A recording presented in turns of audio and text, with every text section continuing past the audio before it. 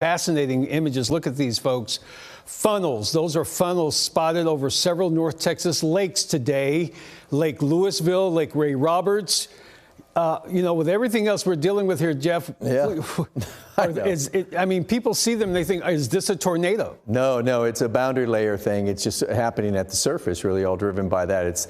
It's the conflict between really cold air rushing over a warm body of water, and it's taking the heat off of that water, right? And so it rises up as steam, right. And then all that tumultuous flow of air is creating vortexes, and then they get twisted up into a vertical, and you get a tornado. It's a steam tornado, a steam devil, if you will. It's kind of the same system that will create for you lake effect snow, which we can get around here, and I wouldn't be surprised, in fact, if we get some through the overnight hours.